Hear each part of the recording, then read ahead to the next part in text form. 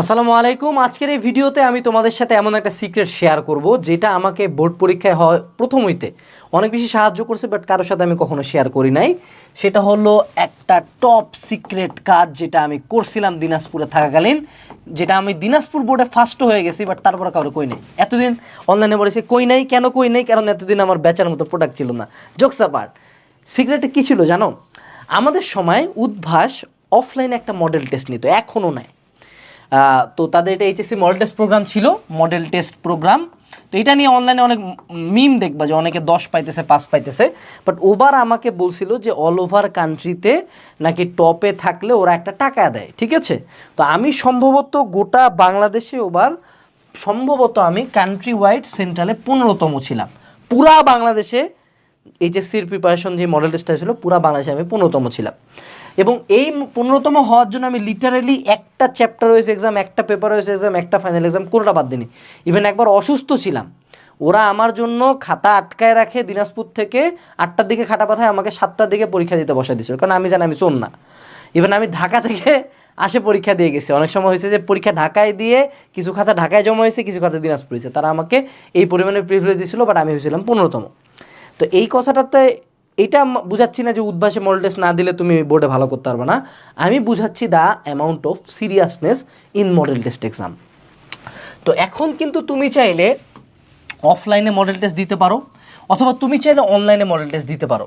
যেমন offline model test অনেকের ক্ষেত্রে 10,000 20,000 টাকা দিয়ে দেওয়া সম্ভব হয় না। আমরা তাই তোমাদের জন্য মাত্র 350 টাকার একটা প্রোগ্রাম আনছি, যেখানে তুমি একদম বোর্ড স্ট্যান্ডার্ড প্রত্যেকটা সাবজেক্ট সিকিউ এমসিকিউ এক্সাম থাকবে, এবং চ্যাপ্টার ওয়াইজ পেপার ওয়াইজ এক্সামও দেওয়া থাকবে। একটা ওভারঅল কম্বাইন্ড মডেল টেস্ট অনলাইনে মাত্র 350 টাকায় কয়েকশো মডেল টেস্ট দিতে পারবা। এটা যেমন তুমি দিতে পারো, অথবা অফলাইনে তোমার যদি সামর্থ্য থাকে তুমি দিতে পারো। বাট মডেল টেস্ট দেওয়ার ক্ষেত্রে কিছু ফ্যাক্টর তুমি যদি মাথায় রাখো, তাহলে মডেল টেস্টটা সবচেয়ে কার্যকরী হবে, এবং এইটার সুফলটা তুমি এইচএসসিতে পাবা। প্রথম যেই কাজটা হলো, মডেল টেস্টের ক্ষেত্রে মানুষজন যেই ভুলটা করে সেটা হলো তার মধ্যে সিরিয়াসনেস থাকে না। ভাই, আরে ভাই, মডেল টেস্ট তুই দিতেছিস, তোর তো টার্গেট হলো যে মানুষ টেস্ট ম্যাচ কেন খেলে, যে পিচটা কেমন, বল এমনি আসলে কোন দিকে মারবো, এইটা বোঝার জন্য তো। বাট তুমি যদি মডেল টেস্ট এলা আরে হবে পড়ি নাই, অনেকে দেখি অনলাইনে মিম বানাচ্ছে 10 পাইছে, আমি কেমনে বাসায় বলবো? আরে বাবা, 10 পাইতেছো সেটা তো প্রবলেম না। 10 পাওয়ার পরে যে তুমি বাকি 90 পাও নাই, এইটা নিয়ে তোমার কোনো কনসার্ন নাই, এইটা তুমি কীভাবে ফিল আপ করবে সেটা নিয়ে তোমার কনসার্ন নেই, তাহলে তো সমস্যা। তো আমি এইচএসসির আগে যে কটা জায়গায় মডেল, ইভেন আরও একটা কোচিং মডেল টেস্ট দিয়েছিলাম, অনুশীলন না কি জানি ছিল, ভুলে গেছি, দিনাজপুর একটা লোকাল কোচিং। ওরা ল্যাপটপ দিতে চাইছিল, ল্যাপটপ যদি আমরা দেয় নাই, আমি ফার্স্ট হয়েছিলাম, বাট আমার ল্যাপটপ দেয় নাই, যে কাহিনী আলাদা। তো আমি প্রত্যেকটা এক্সামের আগে এত পরিমাণে পড়াশোনা করে যাইতাম, এত পরিমাণে সিরিয়াস থাকতাম, যে আমার মনে হইতো যা হয় হোক, এইটা আমার এইচএসসি। অর্থাৎ ওই পরিমাণেই পড়াশোনা, ওই পরিমাণে প্র্যাকটিস, ওই পরিমাণে কোশ্চেন ব্যাংক সলভিং, যা কিছু হয় হোক, ওই পরিমাণে কলম নিয়ে যাইতাম, ওরকম বড় করে লিখতাম, ওরকম ইলাবোরেটলি লিখতাম, ওরকম করে ম্যাথ করতাম, ওরকম দ্রুততার সাথে এক্সাম দিতাম। তাইতে আমার সুবিধাটা কী হয়েছে, এইচএসির আগে আমার মাথা অলরেডি একটা এইচএসসি দিয়ে ফেলছে, সো আমি এইচএসির আগে ভয় পাইতেছি না। এইচএসির আগে আমার হাত চালু হয়ে গেছে, এইচএসির আগে আমি আমার ভুল জানতে পারছি, এইচএসির আগে আমি জানি আমার কোন সাবজেক্টটা পড়তে টাইম বেশি লাগবে, কোন সাবজেক্ট পড়তে কম টাইম লাগবে। আমার আলাদা করে ধরো অনেক চ্যাপ্টার তোমার বাকি আছে না, চ্যাপ্টার দ্রুত ধরো, তোমার পিছনে তোমাকে বললাম জোরে দৌড়া, তোর ওজন কমাইতে হবে, তুমি তো দৌড়াবে না, তিরিশ বছর দৌড়াবা। পিছনে এবার কুত্তা লালা দিছি, তোমার পা যদি ল্যাংড়া থাকে তাও তুমি দৌড়াবা। তো আমি এই কাজটা করতাম যে আমার কোনো চ্যাপ্টার বাকি থাকলে এক্সামের ডেডলাইন ধরতাম, যে কাইল হইল 7 তারিখ, পরীক্ষা হলো 10 তারিখ, আমার ফিজিক্স ফার্স্ট পেপার, আমার 3টা চ্যাপ্টার বাকি, এই প্রথম দিন 3টা চ্যাপ্টার করতাম, মানে শেষ, পরবর্তী 2 দিন রিভাইজ। অর্থাৎ প্রত্যেকটা এক্সামকে আমি ডেডলাইন আকারে চিন্তা করতাম সিলেবাস শেষ করার জন্য। That's a very good way. তো তুমি যদি অনলাইনে এক্সাম দাও আমাদের এখানে, এই এক্সামগুলোকে ডেডলাইন আকারে ধরো, তোমাদের এটার সাথে রুটিনও দেওয়া থাকবে, এটার সাথে রুটিন থাকবে, এই রুটিন অনুযায়ী মিলাই শেষ করো না, তাতে তোমার সিলেবাস শেষ হয়ে গেল। এবং সিরিয়াসলি পড়বা। আরেকটা কি, সাধ্যে যা কুলায় পড়বা। অর্থাৎ তুমি এইচএসসি পরীক্ষার আগে যেই পড়াটা দিতা, যা রিভাইজ দিয়ে যেতে তা দিয়ে যাবা। সবচেয়ে বেস্ট হয় তুমি এই মোমেন্টটাতে প্রতিটা পরীক্ষার আগে টেস্ট পেপার সলভ করে যাও। অর্থাৎ পরীক্ষার আগে 2 দিন যদি টাইম থাকে, একদিন বই পড়ো, আরেকদিন টেস্ট পেপার পড়ো, তাই তোমার টেস্ট পেপার সলভিংয়ের কামটা শেষ। এবং তুমি যেখানেই মডেল টেস্ট দাও না কেন, তুমি টেস্ট পেপার থেকে কমন পাবাই। এবং এই কমন পাওয়ার কারণে যখন তুমি মার্ক বেশি পাবা, তোমার কনফিডেন্স লেভেল বাড়বে। এবং আমাদের এখানে তুমি কিন্তু লিডার বোর্ড দেখতে পাবা যে তুমি কত নম্বর অবস্থানে আসো। এরপরে আসো, টানে লেখা। এই জায়গায় তুমি হেলায় খেলায় লিখবা না যে বাজে হাতের লেখা করতেছো, ছোট করে লিখতেছো, দায় সারাভাবে লিখতেছো। তুমি এইচএসসি পরীক্ষায় যেরকম মার্জিন টানে, যেরকম নীলকালি দিয়ে টাইটেল লেখে, যেরকম প্যারা করে, যেরকম পয়েন্ট করে, রচনাতে যে কয়টা পয়েন্ট দিয়ে, ম্যাথ যেরকম ইলাবোরেটলি করে, যেই গ্রাফ অ্যাড করে যেমনে করতা এক্স্যাক্টলি সেম লিখবা এবং হাতের গতিটা দ্রুত লাগবা।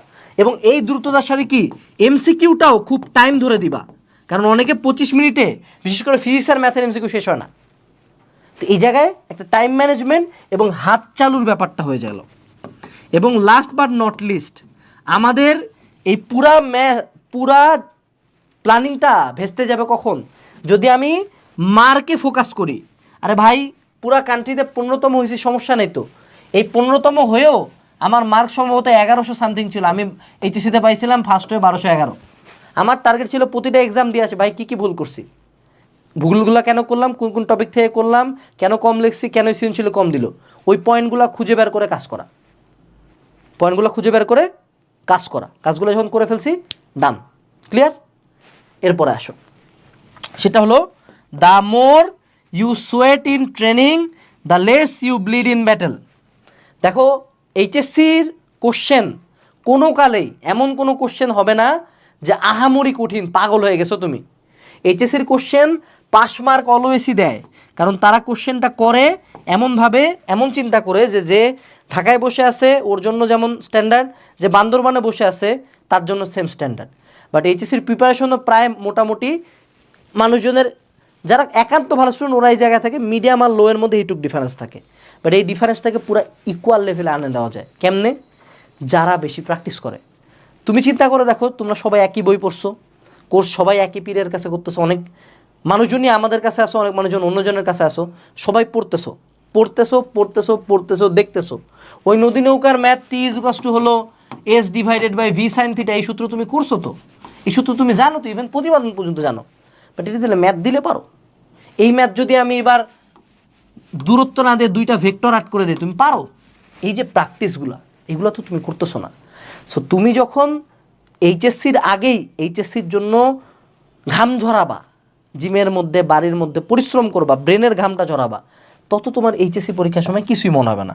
আমার প্রতি এইচএসসি এক্সাম দিয়ে মানুষজন কান্দাকাটি করতো, আমি বের করে হিসাব করতাম যে ওই সেন্টারটাতে কে বেশি পাইলো, আমি না নিশি বান্ধবী আমার পুরা কলেজ লাইফের কম্পিটিটর, সে ডিএমসিতে আছে, আমি বুয়েটে আছি।